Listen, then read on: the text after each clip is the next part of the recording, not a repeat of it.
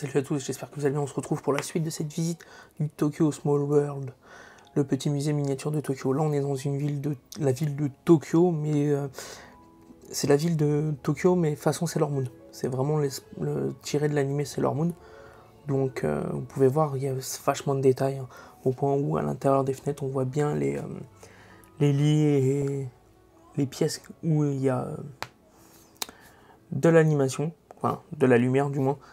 Vous avez pas mal de petites choses comme ça. Là, vous avez une école, vous avez pas mal de choses. Donc je vous laisse avec ce petit tour de Tokyo.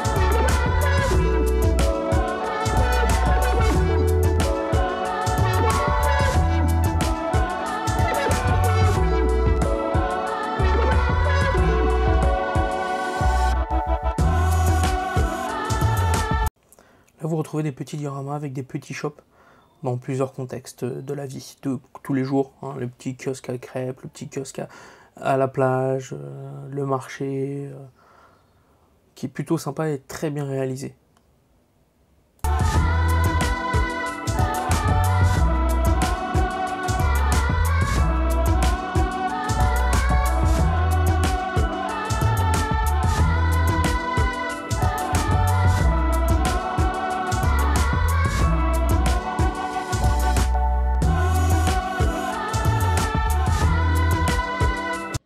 Nous arrivons dans la zone la plus intéressante du musée, enfin l'une des plus intéressantes du musée.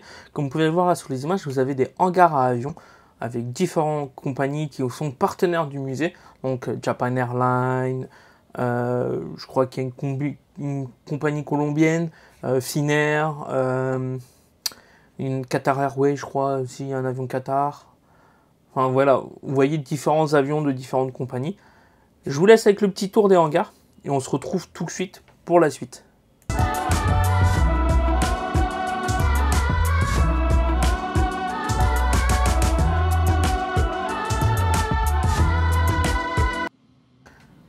Là, comme vous pouvez le voir, l'avion Finnair qui est juste là est en train d'avancer. C'est là l'aspect aussi inédit de ce musée, c'est que toutes les maquettes qui peuvent être animées, ils le font. Et là, le vol Finnair est en train de décoller. Et il va réatterrir dans pas longtemps pour faire la transition des deux côtés. Là, on va avoir un avion d'une autre compagnie qui va atterrir. C'est vraiment magnifique. À savoir que des jours très spécifiques, hein, comme le jour de Star Wars, le 4 mai, j'ai pas pu y aller, c'était peu de temps après, c'était peu de temps avant ces images. Le Faucon Millennium fait un petit passage sur la piste d'atterrissage. Donc, comme vous pouvez le voir, là, l'avion vient d'atterrir.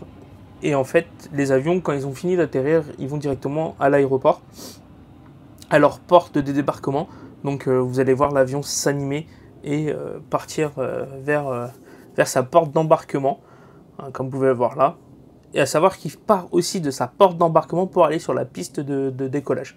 Donc, je vous laisse avec quelques images de la piste avec l'aéroport, à savoir que l'aéroport qui est représenté en miniature, c'est l'aéroport de Narita, qui est au nord-est de Tokyo, je crois, ou à l'est de Tokyo, je ne sais plus. Mais c'est l'un des plus grands aéroports de Tokyo.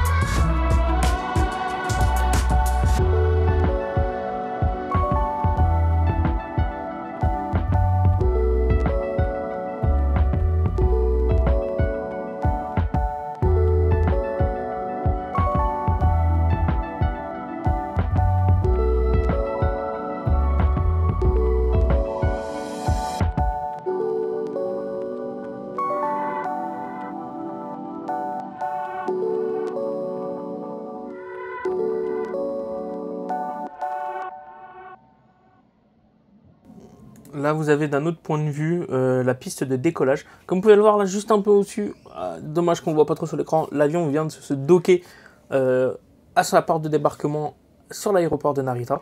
Et là, vous allez avoir l'avion de Japan Airlines qui va décoller sur la piste de décollage qu'il y a sur ce côté-là du diorama. À savoir que le fond, c'est la piste d'atterrissage.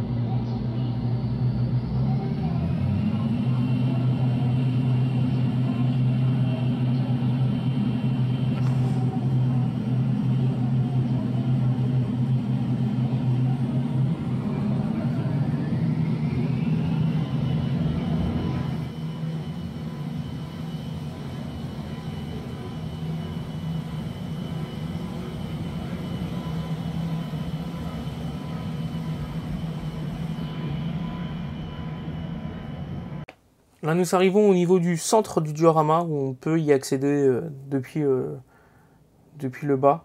On peut se rapprocher des pistes et de l'aéroport de Narita. À savoir que je suis parti de Narita pour aller à Séoul pour le concert de Twice. Et je peux vous dire qu'il est très très très très très bien reproduit.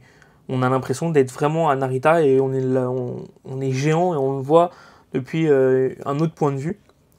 Et c'est plutôt très réussi. Donc vous allez voir différents plans de Narita. Là vous avez tout ce qui est un terminal. À quoi ressemble un terminal à l'intérieur. Et là, vous allez avoir, vous avez le train qui nous emmène aux autres passerelles, parce qu'il y a des portes d'embarquement qui sont assez loin, donc on se sert de train pour y aller. Et là, vous avez toute la partie visible qu'on voit souvent quand on vient à Narita. Toute cette partie-là avec les escalators pour les départs et les arrivées.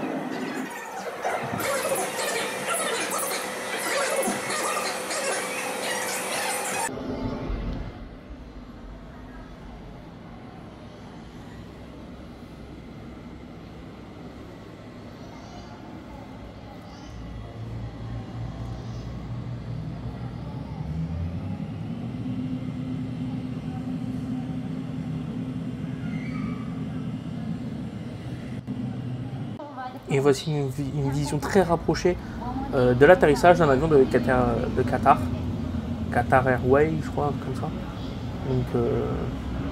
Donc ça, c'est une vue très près. Comme vous pouvez le voir, on voit tout le mécanisme de comment ça fonctionne.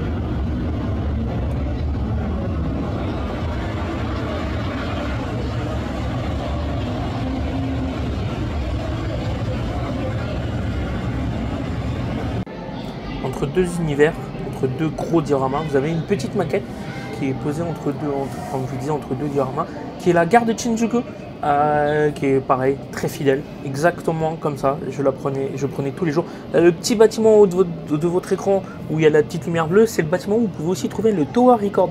Donc je peux vous dire que c'est très réaliste.